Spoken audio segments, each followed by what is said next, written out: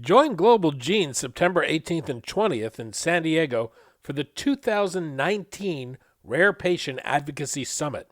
As the largest gathering of rare disease patients, caregivers, thought leaders, and other rare disease stakeholders in the world, the summit is an unparalleled opportunity to forge meaningful connections with other rare advocates and take home actionable strategies and tools to accelerate change. To learn more or to register, go to globalgenes.org/PA Summit. That's globalgenes.org/PA Summit with the P, A, and S in Summit all uppercase.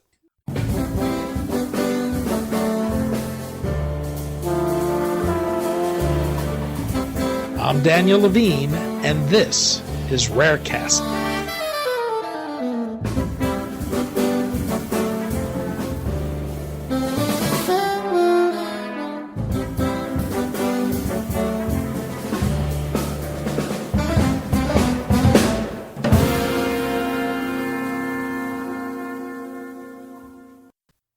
When David Fajgenbaum was in medical school, he became stricken with a rare autoimmune disease that nearly killed him. Though he recovered, he would suffer recurring life-threatening flares only to discover the poor state of research into his condition. Fajgenbaum chronicles his rare disease journey and his efforts to drive research and find treatments in his new book, Chasing My Cure, A Doctor's Race to Turn Hope into Action. Fajgenbaum, who is executive director of the Castleman Disease Collaborative Network, will be featured at this year's Global Genes Rare Patient Advocacy Summit, which begins in San Diego September 18th. Ahead of the summit, we spoke to him about his experience as a rare disease patient, his efforts to find treatments for his condition, and how his innovative approach to developing a patient-driven research agenda has provided a roadmap for other rare disease organizations to follow suit.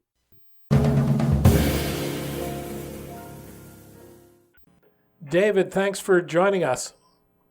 Thanks for having me on. It's great to be back. First, congratulations on the publication of Chasing My Cure. It's a great read. It's very engaging, and even though we've spoken many times, I've come to know your story. There was plenty of new insight to glean from your experiences, and even a few surprises, including the fact that you're a hardcore Borat fan. That's right. I'm glad to hear that that you enjoyed it, and I learned a lot about life from my near-death experiences, lessons that I want to share broadly, and I guess mixed in there are some other experiences or some secrets like my love for Borat. Well, before we talk about Castleman's disease and your own journey as a patient, a doctor, and researcher, perhaps we can begin with your mother, her illness and death when you were a sophomore in college. How did that color your own experiences, both as a medical student and as a patient? Absolutely. My mom's diagnosis while I was freshman year of college, and then her passing a year later, had a really profound impact on my life. She was one of my closest friends and was such an amazing supporter in my life for so long. So her diagnosis and passing really shook my core. I learned a lot about how to face adversity from her, watching the way that she handled her own diagnosis and the way that she somehow maintained a positive outlook on life, and something she did that was quite special. We often talk about how important it is to find silver linings in the midst of really tough times, and how that's a mark of someone with a strong will. But what my mom did that really stood out for me was she didn't just find silver linings, she created silver linings. So in the midst of really tough experiences, she asked, what can I do to help to turn this really tough experience into something that can be positive? And that sort of just watching her and the way she did that really inspired me. after her passing to want to create an organization in her memory called AMF, which is a grief support network to support young adults dealing with loss, particularly during college. And then with my diagnosis with Castleman disease, kind of taking that same lesson that, if I'm going to be diagnosed with this disease, I'd like to be able to create something positive for the world that could come from this really difficult experience, and that's creating the Castleman Disease Collaborative Network and making progress against Castleman disease. As a medical student, you became quite ill at the time. You were planning on becoming a clinical oncologist. What happened? Yeah, I was totally healthy, treating patients here at the University of Pennsylvania as a third-year medical student, and out of nowhere, I experienced multi-organ failure, and I was hospitalized in the intensive care unit, really actively dying. Unfortunately, it took about 11 weeks for the diagnosis to be made, and I was so sick by the time the diagnosis was made that I actually had my last rites read to me back in November of 2010 because the doctors didn't think I would survive. Fortunately, I was diagnosed with idiopathic multicentric Castleman disease, a rare and deadly disorder that kind of straddles the intersection between hematology and also autoimmunity. And I was able to be treated with chemotherapy that began to turn things around. And fortunately, I survived, but unfortunately, I have had a number of relapses and have had 5 brushes with death. Castleman's disease is not easy to diagnose. It's often mistaken for other diseases. What did it take for you to get a diagnosis, and how much of a problem is this today in the case of Castleman's disease?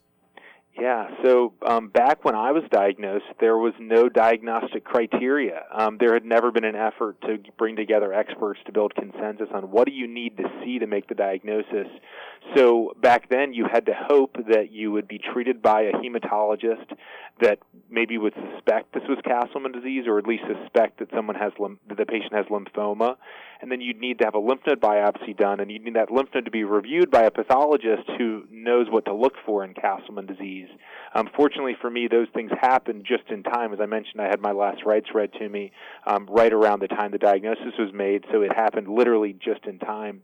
But today, thanks to the Castleman Disease Collaborative Network, we've actually established a diagnostic criteria. So any patient that is suspected of possibly having Castleman disease, specifically the idiopathic multicentric subtype, their physician can evaluate them and has a specific checklist of 11 things that they evaluate for, and depending on the levels and the presence or absence of those 11 what we call minor criteria, as well as the requirement for lymph node biopsy and multiple regions of lymphadenopathy, that a doctor can actually diagnose idiopathic multicentric Castleman disease much more easily than one could back when I was diagnosed just in time.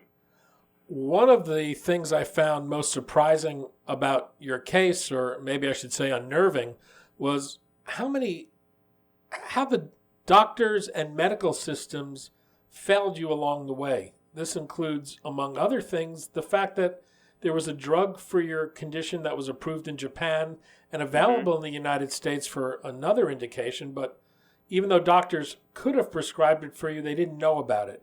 How does something like this happen? Yeah, it's a great point, and in hindsight, it's really, I think unnerving is a good way to describe it, just like you said. I think that it highlights that there's so much in medicine that is unfortunately left up to chance. You just have to kind of hope that your doctor knows about this or heard about that. And what we try to do with the Castleman Disease Collaborative Network is to try to bring together all this information in one place so that physicians know what's available. What are your options as a doctor? What are your options as a patient to be treated? And so we've worked really hard to try to get it away from just random chance and hoping your doctor knows about this, to really making sure that the information is presented to them in a central place, that review articles are written, that up to date is in fact up to date with information. These are all things that unfortunately just were not in place before for Castleman's, and unfortunately that's the case for a lot of rare diseases, that you have to find the world's expert, and even the world's expert, the big surprise for me was that even the world's expert doesn't know everything there is to know about a disease, if the world doesn't know everything there is to know about a disease, the world's expert can only know as much as the world knows. And so for me, finding the world's expert was not the end of my journey. It was almost kind of the middle point of my journey, finding that right person, but then realizing that finding that person wasn't enough because the world didn't yet know enough about the disease, and that we would really need to push that forward. Well, that brings me to one of the more amusing parts of your book is when you made your way to Arkansas to see the expert on the condition, a shuttle driver who took you from the airport to the doctor. He recognized you as a person having Castleman's disease. Does that suggest anything about the mindset of physicians? I think that it suggests a lot about the healthcare system, that, it took 11 weeks for me to be diagnosed at major medical centers.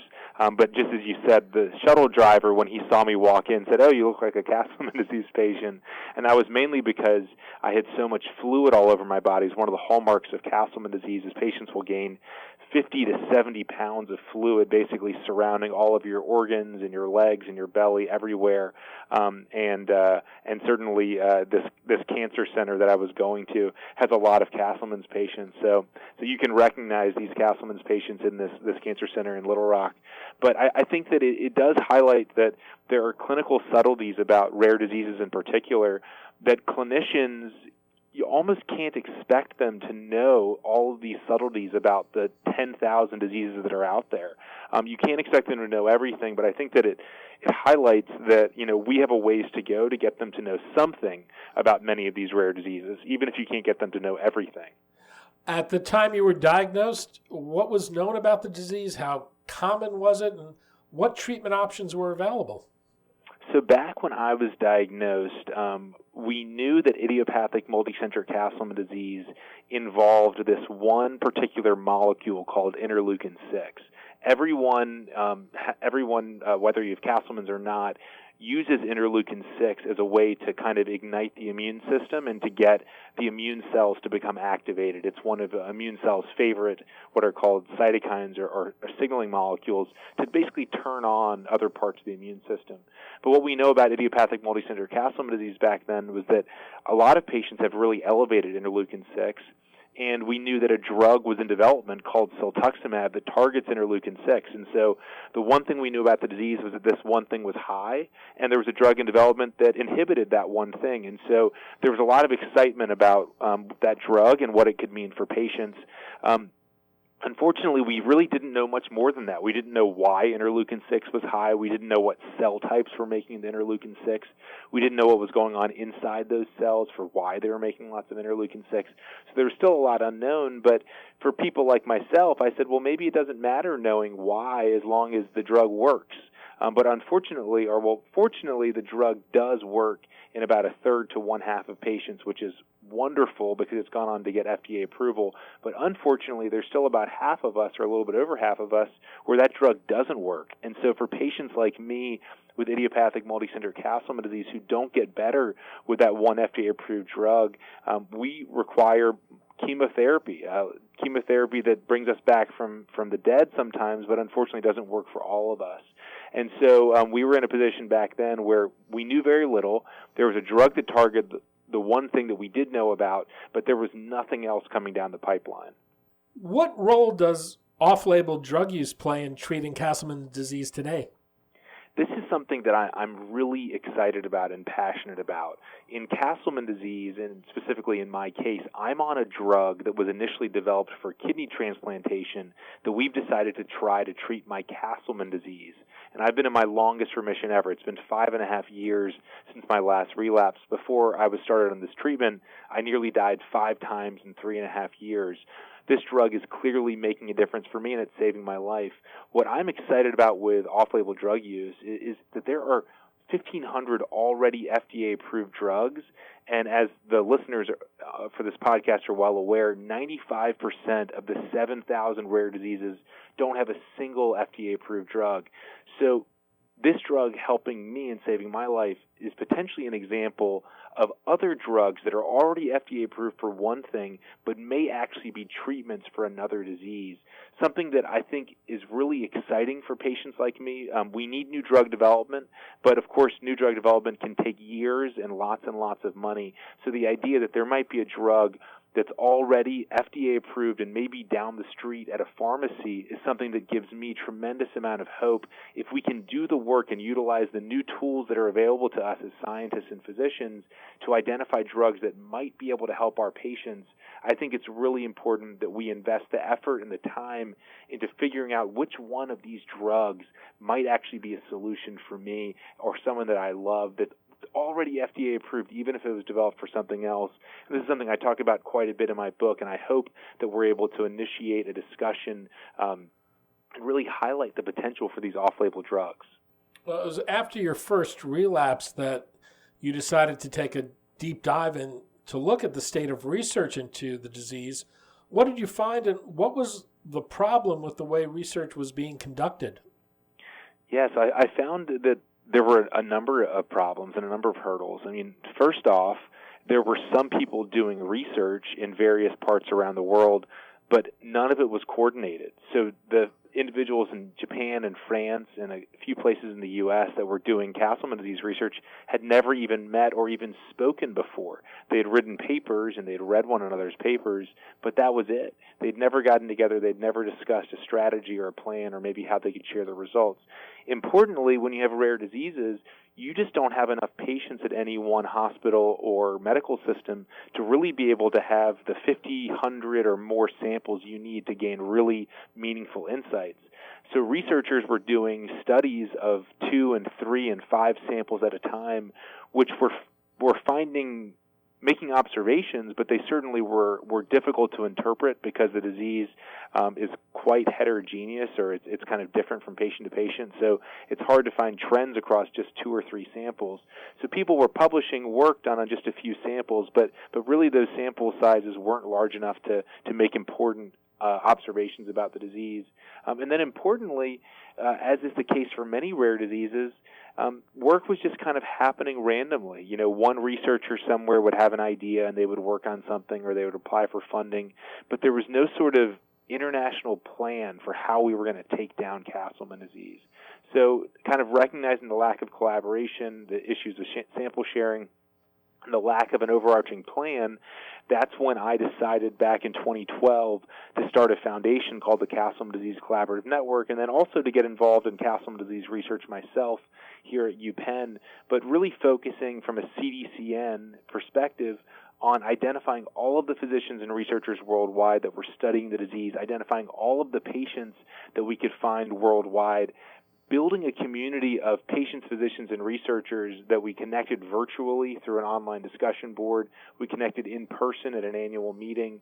And then we started surveying that group of people to say, what is the most important research question that we can ask? What is the most important research study we can do to answer that question? And who are the researchers worldwide that we should get to do that research or do those research studies? And so this was quite a fundamental change to get away from the previous approach, which was where you kind of hope that the right researcher applies for the right grant at the right time and hope that, one researcher has this, aha, eureka moment about what they should do next. And it's very much a kind of a reactive model. But we said, let's not do that. Let's build a community, prioritize research, and then let's start making sure those studies happen in a really rigorous and systematic fashion.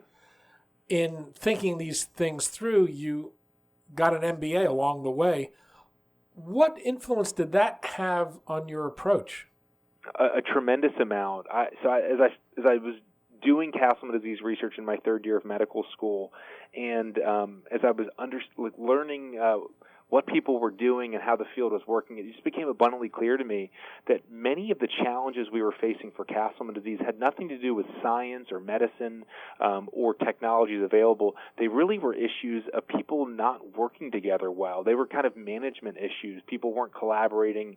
Samples weren't being used efficiently. Funding wasn't being used efficiently. These are all business problems.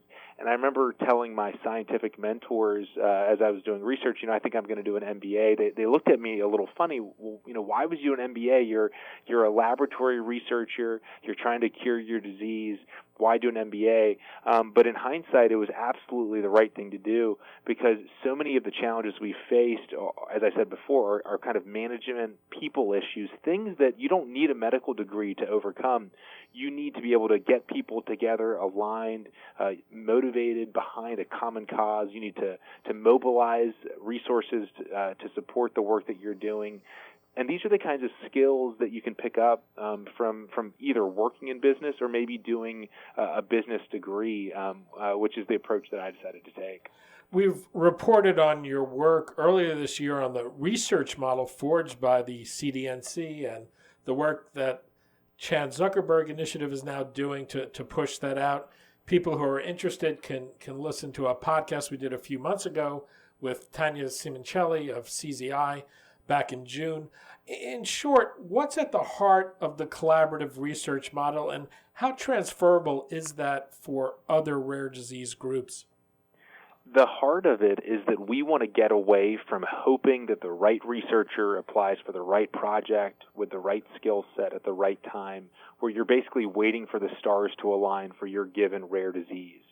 That is the approach that happens if you raise money and then you invite researchers to apply for it. You just have to kind of wait and hope that all of these things align. We want to get away from this kind of waiting and hoping towards a process where we actually build a community, and then we utilize and we leverage that community of knowledge of patients, physicians, and researchers, leverage that brain trust to determine what are the most important research projects that need to be done, who are the people that can do those research studies, and then go out and proactively recruit them to do your work, to fund them, to give them samples, to support them however you can. It's really a fundamental shift from a reactive model where you're waiting and hoping that all of these things align to a very proactive model where you're searching and figuring out what needs to be done, who's the right person to do it. You get them to do it, and you support them along the way. We call it the collaborative network approach because critical at the heart of it is this collaboration of sharing ideas, sharing samples, contributing to what is bigger than any one lab. There's no way any one lab can be expected to do all these things, but as a community, you can do it. And the important thing about the collaborative network approach is that at its heart, it's patient-driven. It's an opportunity for patients to be able to be in the driver's seat behind pushing forward research. There's a running thread in the book about faith and action. You were raised as a Catholic. At one point, as you mentioned, you had your last rites read to you. People prayed for you. They told you God had saved you because you had more to accomplish. It seemed to me that there was this tension for you between your faith and your identity as a scientist and an empiricist. You talk about the words of Pope John Paul you found in your mother's purse, and then later seeing that speech in a new light when you viewed it in its entirety. I'm wondering if you could talk a little about that and whether you've reached some resolution on that. So I've certainly not reached a resolution. I think that many of us battle with and try to understand faith and life and hope. These are challenges, or not challenges, these are concepts that I think we spend our whole lives trying to understand. But for me, though I haven't come to a clear resolution on how this all comes together and what this all means, what I have learned a lot about life from nearly dying 5 times, a lot about what's important in life. For me, I talk about how when I had my last rites read to me and when I nearly died for the first time, when I had said goodbye to my family, and as I laid in my hospital bed preparing to die, I didn't regret anything that I had done or I had said. I only regretted the things that I had not done or had not said or would not be able to do in my future.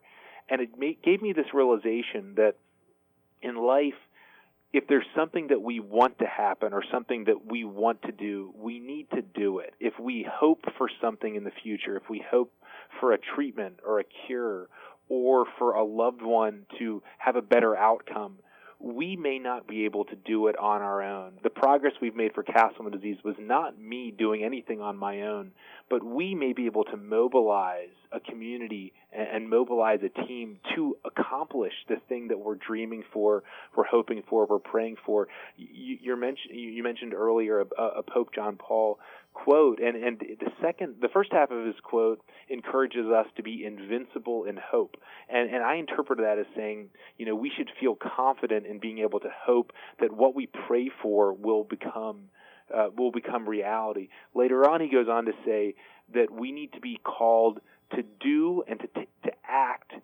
to bring about that what we're hoping for and wishing for. We can't expect from others to be or to do what we ourselves can be or do. And so it's this concept that if we hope for something, if we pray for something, if we wish for something, we need to reflect on what that is that we're hoping for and praying for, and decide, what can I do? What action can I take?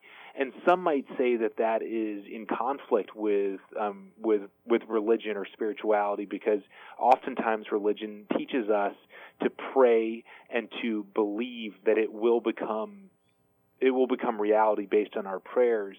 But I think that my experience with death, both of my mother, my own experiences, and through the grief support group, where I was repeatedly exposed to stories and experiences where what we pray for did not become what happened.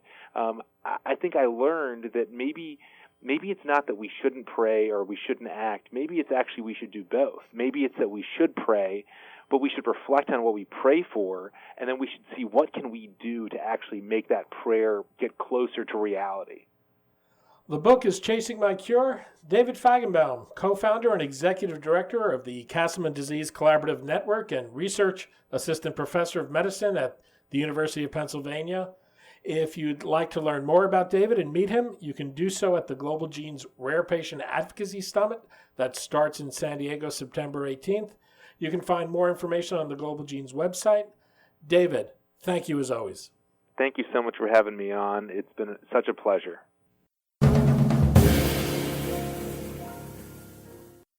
Thanks for listening.